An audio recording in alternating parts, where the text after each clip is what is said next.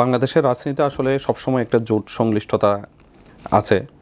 অতীতেও আমরা দেখেছি, ভবিষ্যতেও এই জোটগুলো নানা মেরুকরণে জোটগুলো হবে। আমরাও তার বাইরে নয়, আমাদের মধ্যেও অনেকগুলো আলোচনা চলতেছে। আমরা আশা করতেছি আপনারা খুব তাড়াতাড়ি আসলে আমাদের অবস্থানটা হয়তো জাতি জানতে পারবে। দেখেন, এবি পার্টি তার মোটো খুব ভেরি ক্লিয়ার। আমরা বাংলাদেশের অন্য রাজনৈতিক দলগুলোর মতো একটি রাজনৈতিক দল। আমরা এবি পার্টি এখনও পর্যন্ত যে অ্যাপ্রোচে আমরা আছি সেটা হচ্ছে যে আমরা চাই এই সরকার তার সফলতা একটি নির্বাচনের মাধ্যমে পাওয়ার ইলেকট্রাল বডির কাছে একটা পাওয়ার ট্রান্সফার করার ভিতর দিয়ে তারা জাতির সামনে একটা সুন্দর সরকার উপহার দেবে, এইটাই হচ্ছে আমাদের প্রত্যাশা।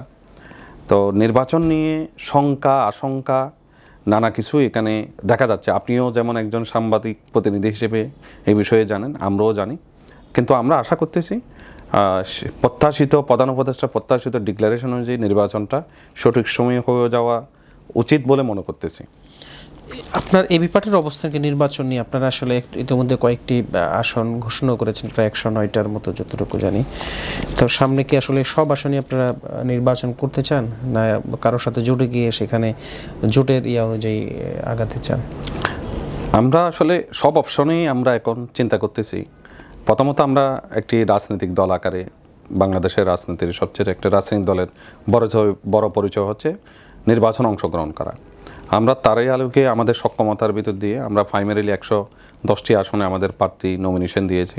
প্রার্থীরা তাদের জায়গায় আমাদের সীমিত সামর্থ্যের মধ্যে দিয়ে গ্রামগঞ্জে তারা তাদের কার্যক্রম চালিয়ে যাচ্ছে। আর এর ভিতর দিয়ে যেটা আপনি জোটের কথা বললেন, বাংলাদেশের রাজনীতিতে আসলে সবসময় একটা জোট সংশ্লিষ্টতা আছে। অতীতেও আমরা দেখেছি, ভবিষ্যতেও এই জোটগুলো নানা মেরুকরণে জোটগুলো হবে। আমরাও তার বাইরে নয়, আমাদের মধ্যেও অনেকগুলো আলোচনা চলতেছে। আমরা আশা করতেছি আপনারা খুব তাড়াতাড়ি আসলে আমাদের অবস্থানটা হয়তো জাতি জানতে পারবে।